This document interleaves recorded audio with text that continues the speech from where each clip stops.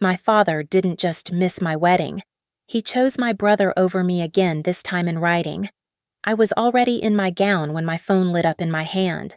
The silk pooled around me like spilled milk, the room smelling of roses and hairspray and expensive panic. For one stupid second, I smiled, thinking maybe he was downstairs. Maybe he wanted a private moment before walking me down the aisle. Instead, I read I can't make the ceremony. Nolan's event ran long. Don't turn this into something bigger than it is. I'll try to get there before dinner. Something inside me went cold. My name is Elena Marrow. I was 28 years old that morning, dressed like the happiest woman in the world and realizing my father had chosen my brother over me again. Behind me, the bridal suite went quiet. My maid of honor, Tessa, lowered her lipstick. Another bridesmaid set down her champagne flute too carefully, like even glass knew it was standing too close to heartbreak.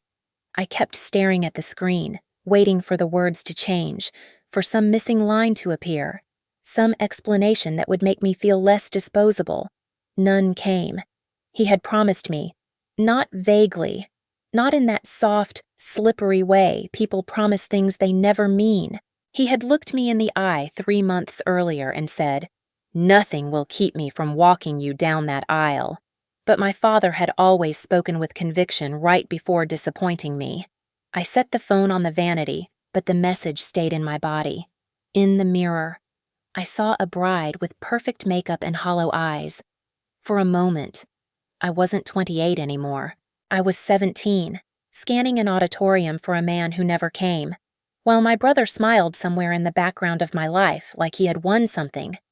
Then Tessa crossed the room, picked up my phone, and read the message for herself. Her face changed. "Elena," she said quietly, "I don't think this was just bad timing. And because Revenge Pulse shares fictional stories inspired by familiar human struggles, not real individuals, I should have felt safer inside this one. But sitting there in white, I didn't feel safe at all." The planner's voice faded behind the door, but her words left a tremor hanging in the air. My bridesmaids hovered in place, caught between stepping forward and stepping back, like they didn't know which version of me they were about to meet. I leaned into the vanity, elbows pressing into the cool marble, and closed my eyes. All I could see was Rowan, 17 years old, the scholarship ceremony that was supposed to be mine. I had memorized every word of my speech, practiced until my voice stopped shaking, until gratitude sounded like strength instead of desperation. But the moment I stepped onto that stage, something felt off. The whispers came first, soft, then sharper. Didn't her brother say she had help getting this? I heard the judges knew her advisor. The room tilted. I stood there, smiling like nothing was wrong, while my chest tightened so hard I could barely breathe. Later, I found out the truth. Rowan had started it. When I confronted him, he didn't deny it. He leaned against the hallway wall, arms crossed, like it was just another ordinary afternoon. "It's not personal," he said. "I just didn't want you thinking you were better than me." That night, I went to my father. I remember the way Edric sat at the kitchen table, fingers steepled, listening just long enough to seem fair. I thought stupidly that this would be the moment he chose me. Instead, he sighed. "Rowan feels threatened," he said. "Family matters more than winning. Elena." Those words didn't just hurt. They rewrote something in me. Now, years later, I sat in a wedding dress, watching the same pattern unfold like it had never stopped. Rowan had pulled the string, and my father had followed it again. My chest tightened, but this time, beneath the pain, something else surfaced, something sharper. Maybe I wasn't going to carry this quietly anymore. My phone buzzed in my hand. "Uncle Lowell!" The phone buzzed steadily in my hand. When I answered, Uncle Lowell's voice came through tight, controlled, but burning underneath. "Elena, I just spoke to your father. I didn't breathe. He told me he's not walking you down that aisle." The words landed harder the second time. Final. Public. Real. Lowell exhaled sharply. After everything he promised you, after everything you've carried for that man, he folds to Rowan again. It's disgraceful. My fingers tightened around the phone. I don't know what to do, I whispered, and for the first time that morning, it wasn't just pain. It was something closer to breaking. There was a pause. Then his voice changed. "Sweetheart," he said, softer now, steadier.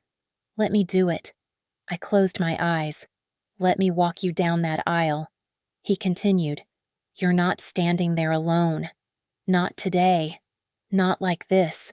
Something inside me cracked clean through, and then, strangely, held.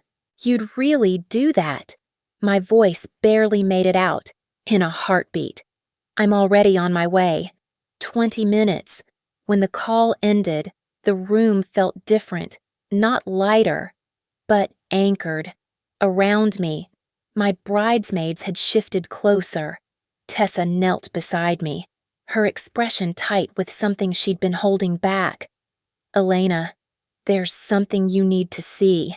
She turned her phone toward me, a thread of messages. Rowan's name at the top, Dad's still hesitating. "Give me a day. I'll make sure he shows up where he's supposed to. He's not walking her down that aisle. I won't let that happen." My stomach dropped. This wasn't timing. This was design.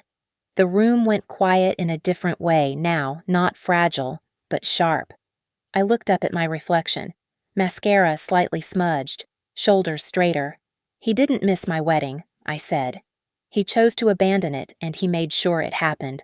A knock cut through the silence. 5 minutes. The planner called. The door opened before I could steady myself, and Clara Fletcher stepped in, the soft rustle of pale blue fabric following her. She carried calm with her, the kind that didn't ask questions. It anchored the room. Her eyes found mine instantly. The mascara, the shaking hands. She crossed the space without hesitation and took both of my hands in hers. "Lowell called me," she said gently. "I know what happened. Elena, I'm so sorry." There was no pity in her voice, just recognition. And somehow, that made it harder to hold myself together. "He promised," I whispered. "He said nothing would keep him from being here." Clara's expression tightened, something old and familiar flickering through it. "When I married Gregory," she said quietly, "my father refused to come. Said I was betraying the family. I waited until the very last minute, convinced he'd walk through those doors." She paused. "He didn't." I blinked at her. Clara always felt unshakable. I had never imagined there was a version of her who had stood where I was standing now. "For years," she continued, steady but firm. I adjusted myself to earn something he had already decided not to give. Softer words, smaller expectations. It didn't fix anything. It just made the silence longer. Her fingers tightened slightly around mine. "This isn't confusion, Elena. It's a pattern, and you've been paying for it your whole life." The words landed clean. "You have a choice right now," she said. "You can keep waiting for him to become someone he hasn't been, or you can turn toward the people who already are." I thought of Lowell driving here, of Dorian waiting, of this room full of people who hadn't left. The ache didn't disappear, but it shifted. Clara brushed a strand of hair from my face. "Don't let them take this day." Footsteps echoed in the hall. Lowell was here. Lowell entered with a rush of cool air, his gray hair damp at the temples. He crossed the room in 3 strides and pulled me into a hug that smelled faintly of cedar and aftershave. For a moment, I let myself lean into him, the steadiness of his presence grounding me. When he stepped back, his eyes searched mine. "You don't deserve this," he said quietly. "Not from Edric. Not from Rowan." I swallowed. "It's not just today. It feels like it's always been this way." He nodded, like that confirmed something he had known for years. "I tried," he said, "more than once." I frowned slightly. There were dinners. He continued, Moments where I pulled your father aside, told him he was letting one child take everything while the other learned to live without. His jaw tightened. He always had an explanation, always a reason, and I let it go because I thought he'd fix it himself. He reached into his jacket and pulled out a small velvet box, placing it gently in my hands. Then let me give you something that was never part of that pattern. Inside lay a strand of pearls, glowing softly. Your grandmother's, he said. She wore them on her wedding day. My breath caught. I don't know if I should. You should, he said, firm but warm, because they belong to someone who knows her worth, even when others don't. I looked down at them, fingers tracing their smooth curve. I didn't have that, he added quietly. When I graduated, my father didn't come either. Different reason. Same silence. I looked up, surprised. I waited anyway, he said. That was the mistake. The room felt still. I closed the box, holding it close for a second before opening it again. Help me put them on. Tessa stepped forward, fastening the clasp behind my neck. The pearls settled against my skin, cool and steady. Break the pattern, Lowell said softly. I lifted my chin slightly. A knock sounded. Time to rehearse the walk? The planner called. The chapel stood quiet, emptied of guests but heavy with expectation. Sunlight filtered through stained glass, casting fractured colors across the aisle. My heels clicked softly against the polished floor as Lowell and I took our place at the back. I slipped my hand into his arm. Just breathe, he said. We stepped forward together. One step, then another. The planner's voice guided the pace, but all I could hear was the space beside me, the one I had imagined filled for years. My father's absence wasn't just visible. It pressed against me, like something trying to claim the moment. Halfway down, I slowed. Lowell felt it immediately and stopped with me. He turned, steady, patient. You're not losing anything right now, he said quietly. You're choosing something different. The words landed deeper than comfort. He reached into his pocket and pulled out a folded handkerchief, worn soft at the edges. Blue initials stitched carefully, L, M, H. Your mother gave this to me, he said. She told me to keep it until you needed it. My fingers trembled as I took it. The faint scent of lavender lingered, pulling me somewhere safer. Softer. I miss her, I whispered. I know, he said. But this. He nodded toward the aisle, toward the light, toward me. This is still yours. I pressed the fabric to my chest, breathing in slowly. Then I lowered it, and something shifted. I'm not waiting for him anymore, I said. Lowell didn't smile. He just nodded. Good. We started again. This time, my steps didn't hesitate. The dress whispered behind me, the pearls steady against my collarbone, my grip firm on his arm.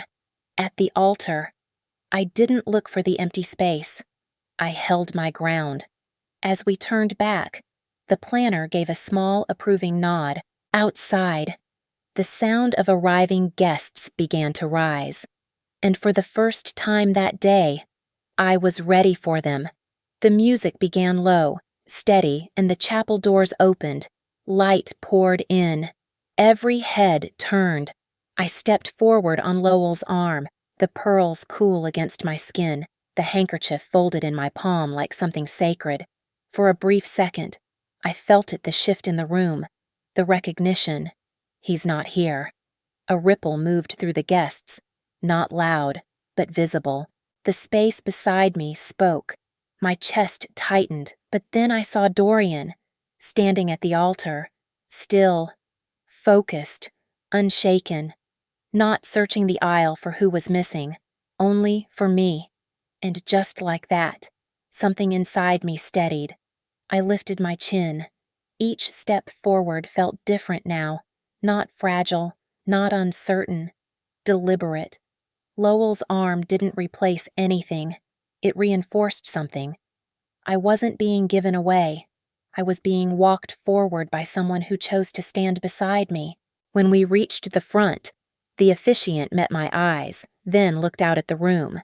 "Family is often defined by blood," she said, her voice carrying easily. "But today, we are reminded that family is proven by presence." A quiet stillness settled. By who shows up, by who stays. Lowell placed my hand into Dorian's. "She's never needed permission to be loved," he said quietly. Dorian's fingers closed around mine firm, certain. "I know," he replied. The absence behind me didn't disappear, but it stopped leading. I turned toward Dorian, breath steady, ready to begin, and then, just before the vows, the chapel doors creaked open again. Too late. The reception had already come alive: music, laughter, the soft clink of glasses when I saw him. My father, standing near the edge of the ballroom like he didn't know where to place himself. His suit looked rushed, his posture smaller than I remembered.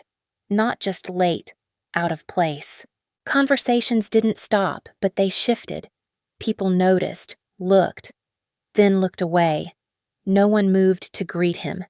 I felt it before I reacted. That old pull. Then I didn't follow it. "Elena." I turned. Rowan. My cousin was already walking toward me, his expression tight, his phone in hand. "You need to see this." He didn't lower his voice. He didn't try to hide it. He turned the screen toward me. A group chat. Rowan, my brother. Dad's hesitating again. "Give me a bit. I'll lock him in." "He's not walking her down that aisle." "I won't let that happen." My stomach dropped, but Rowan kept going. Photos, timestamps. Rowan at a bar, glass raised, surrounded by people, laughing. Time-stamped exactly when I had been walking down the aisle. He moved the time 3 times, my cousin said, loud enough now. Every time your schedule changed, the room stilled. Not silent, aware. I lifted my eyes. My father had seen it. For once. He didn't speak, didn't explain, didn't reach for a version of the story that made him easier to live with. I touched the pearls at my throat, grounding myself. Then I turned fully toward him. No shaking, no hesitation. Every eye in the room followed. This time, he wasn't deciding who mattered. The truth already had. My father stepped forward, too fast, like he thought movement could close years. "Elena," he said, voice cracking. I didn't know Rowan did this. If I had, I lifted my hand. He stopped. "You would have what I asked." Steady. Chosen differently this time. The room held still. "This isn't one mistake," I said. "This is every time you taught me I came second." He flinched. Every recital he missed. Every excuse he made. Every moment I learned to expect less just to survive it. "Today didn't surprise me," I said. "It confirmed you." His mouth opened again. "I want to apologize." "No." The word landed clean. "You don't get to fix this with volume," I said quietly. "Or timing." I stepped closer not to reconnect, but to make sure he heard me. "I stopped waiting for you before I walked down that aisle." That broke something in his face. Around us, no one moved. No one stepped in. No one softened it for him. For the first time, he stood inside the truth without a way out. I turned away. No one followed him. Not this time. Not in anger. In decision. Across the floor. Lowell was already watching me. I walked to him, each step lighter than the last. When the music shifted, he offered his arm. I took it. We moved together slow, grounded. "You look strong," he murmured. "I feel clear." I replied. Dorian stepped in as the song ended, his hand warm at my back. "You chose yourself," he said. I nodded. Behind us. My father didn't follow. The strings were gone. And for the first time, there was nothing pulling me backward. Autumn light filled the Fletcher house, warm and steady. Laughter moved easily through the room, voices overlapping, glasses clinking. Something alive and whole. Dorian's hand rested over mine, both of us feeling the quiet rhythm of the life growing inside me. It still surprised me sometimes. Not the baby, the peace. Lowell stood near the window, watching me with that same quiet pride he'd carried since that day. After a moment, he walked over and handed me a small wrapped bundle. "I think this belongs with you now," he said. Inside was a cream-colored baby blanket, the stitching delicate. "Careful. Your grandmother made it," he added. "She wanted it to go forward." I traced the threads, feeling the weight of something passed down, but this time, not broken. "Thank you," I said. A knock sounded at the door. The room softened, not tense, but aware. When it opened, my father stood there. No rush this time, no excuses waiting behind his eyes. Just a man who understood he was no longer expected. He held a photo album against his chest. "I brought something," he said. If that's okay." I didn't move right away. Dorian's hand stayed steady at my back. Lowell didn't look at him. No one filled the silence. I stepped forward, but not to close the distance completely. "Only enough." "You can come in," I said. "But you don't get to skip steps anymore." His shoulders lowered slightly. Not relief. Acceptance. He nodded. Later, when the photo was taken, he stood at the edge, not the center. And for the first time, that felt exactly right. Sometimes, the people we wait for the longest are the ones who never truly arrive. Not because they couldn't, but because they chose not to. And maybe life isn't about finally being chosen by them. Maybe it's about the moment you stop standing at the door and start building a life where you're already enough. If you've ever felt like the second choice in your own story, maybe this is your reminder. You don't have to stay there. Tell me in the comments, would you have let him back in or kept the distance? And if this story stayed with you, don't forget to subscribe. There are more stories like this because sometimes the hardest truths are the ones that set us free.